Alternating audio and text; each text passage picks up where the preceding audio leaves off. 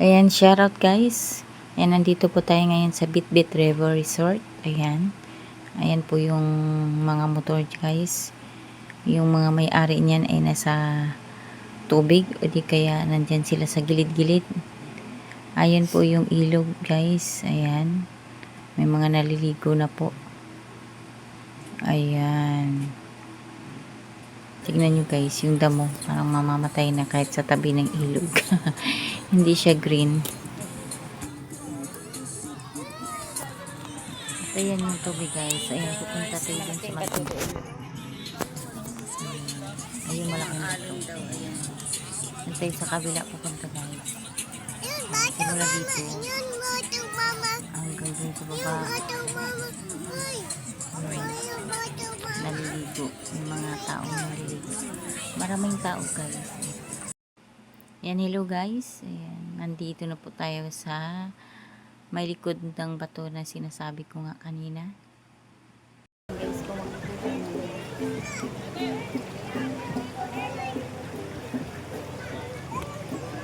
lalaki ng bato.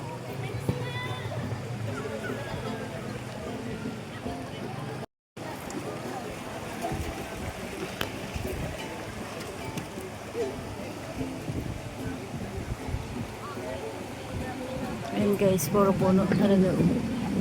Bundok talaga guys. Talaga dito guys. Ang lamig. Hindi nga ako maliligo. Doon sa tirana namin kanina, hindi ako naka-vlog dahil umuulan. Nagpa-pugs talaga yung puno. May mga pugs. Ayan. Maraming naliligo doon sa baba. Doon kami galing. Mamaya magba-vlog ako doon. Yun doon. Hanggang doon pa yan. Yung tubig guys ay galing sa dam. First time kong napunta dito. First time ko rin nakapunta dito sa resort.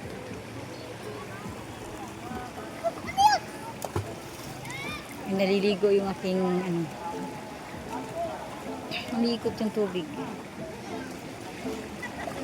Doon yung mga kasama ko, yung mga kapatid ko at saka pamangkin. Saka si partner. Maraming patok. Puro puno. Green nature guys. Parang madilim na kasi 4 na. 5. Magpa 5 na.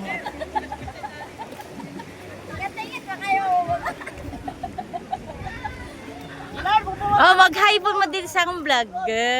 Yung kapatid kong lalaki. Ayan na si Midis.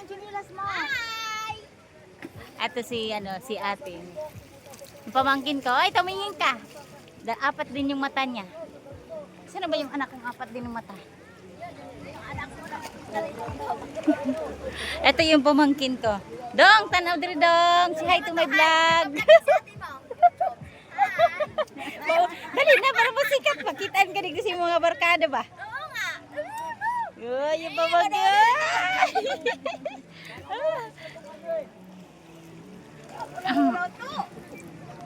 Maulaw-ulaw din ito kay pag maulaw-ulaw. Ha? Oo, simula pinanganak. Dito ka naman. Ay, buntis na ako kay Perlin dito sa simula sa balik. Ha? Wala bisa ka ulit. Oh, wala uli dito. Pag mag-viral ako, ikutin ko yung Negros. Nakasahod na ng video, no? Ay, ako pag nakasahod ako dito sila ka puro.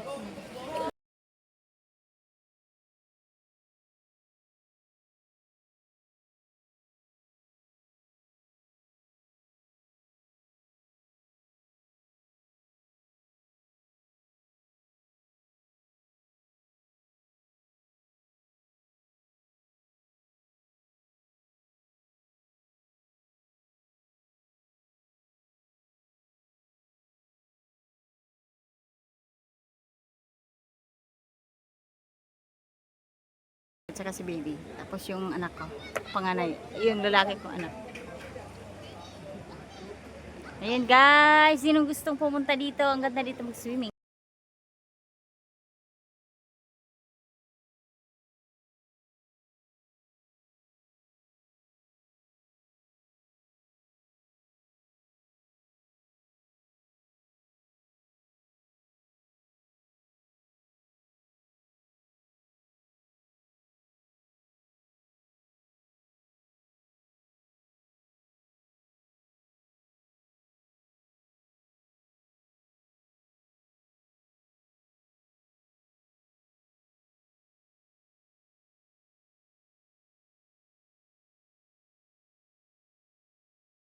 Ay, nagtukong sila guys. Sughay pud mo. Ay, nagtukong sa bato. Ha? Wala, di man tulay. May signal. Mag-video ra ko, wala signal dire. I-upload rin ako. Welcome to my vlog. Yung pamangkin kong mahihain guys. Wala mo naputol na naman nila eh. Ito na ako kauban. Trabaho. Parang maambo na. Tapos umuulan-ulan pa guys. Malas yung pagpunta namin. Ayan na si Midis nagpapaganda. Uy, baka may gustong Sa gilid. Pa, maambon-ambon si Blair. Wala gani. Ang dugay mi diri nakani kay wa mi payong. Hindi ko naog to sa tricycle. Maambon guys, maglagay tayo sa ulo kay mahirap magkasakit ba.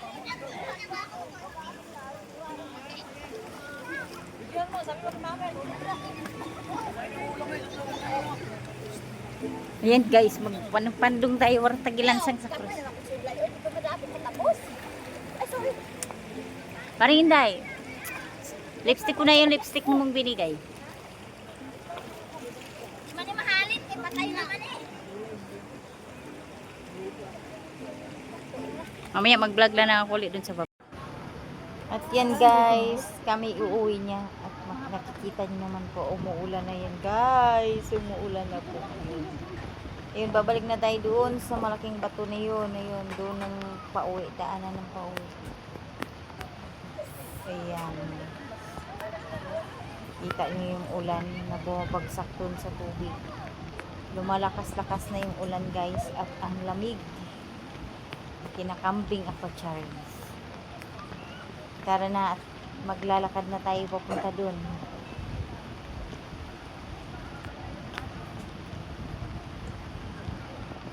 At yun nga guys, anak ko nang mahawak ng cellphone na nagbi-video. Dahil ako'y nauuna na doon, hawak-hawak ko kasi si Bonso. Lumalakas na talaga yung ulan. At wala kaming dalang payong. Kaloka. Nakalimutan kong magbitbit ng payong. Ayan guys, gubat-gubat yung daanan. Ayan, nandun ako. Ayun, nauna ako doon. Nagmamadali kasi ako guys. Karga-karga ko si Bonso. Nagano lang kami ng towel, yung towel ko.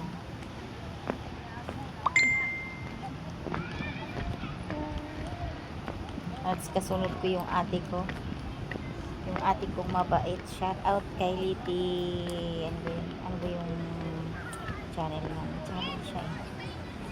Pero di naman niya inaano yung channel niya. Pero may mga, kahit umuulan guys, ayun na, naliligo pa rin yung mga tao. Nandun pa rin sila. Doon sa kabilang side. Mas maganda doon sa kabilang side kasi maliliit na yung bato guys. Hindi kumpara dito sa aming dinadaanan, sa aming malalaki yung bato. Ayun yung may malaking bato sa gitna. Ayun.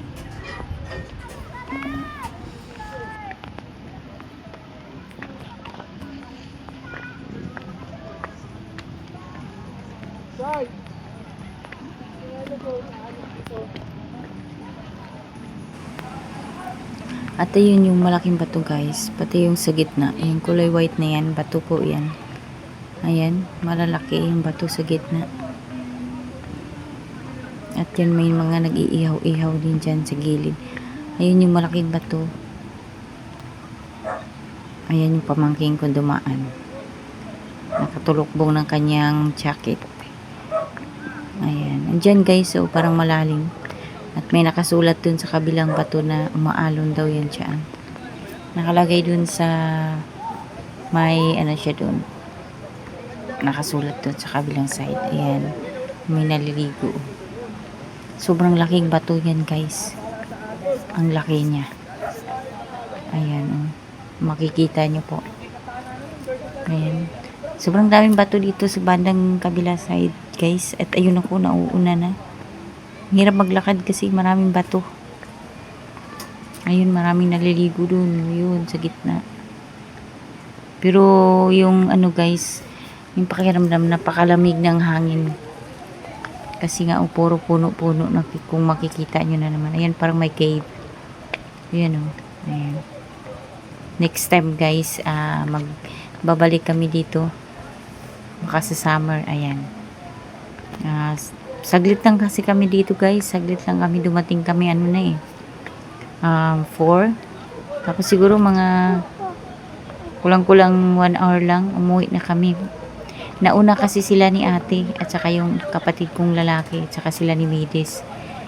Iniwan kami kasi matagal kaming nakapunta sa Bulacan, tapos sumunod na lang kami dito. Ayan, this is the first time guys na makapunta sa ganitong lugar. Almost 18 to 20 years na hindi ako nakakita ng ganitong lugar. Yung parang yung makapunta ka sa bundok, kasi bundok talaga dito guys.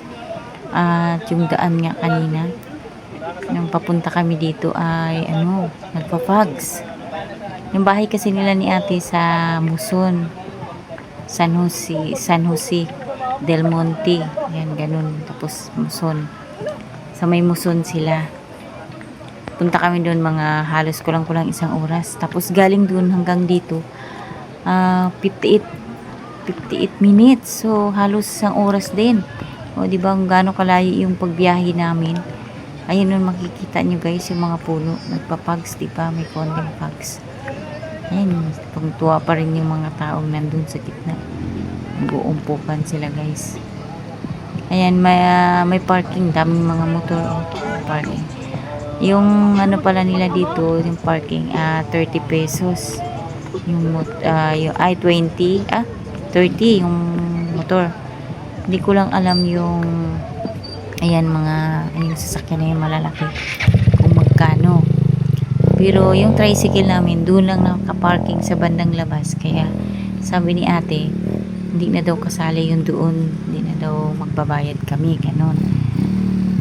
Ayan o, may mga van, may mga jeep na pumapasok. Maraming naliligo guys, pero wala na daw gaano ngayon kasi sa ganitong oras nag-uwian na, lalo na umuulan nga, nag-uuwian na yung mga tao. Liblib ito guys, pero pinupuntahan nila kasi nga free na yung entrance, yung babayaran mo lang yung parking kasi walang bayad yung tao, yung sasakyan lang yung babayaran mo. Ayan, may jeep, ayan, tapos may mga L3, may kotse. Ayan, may mga usok kasi nag-iihaw yung mga nandun sa gitna. At hanggang dito na lang muna guys. Ayan, thanks for watching.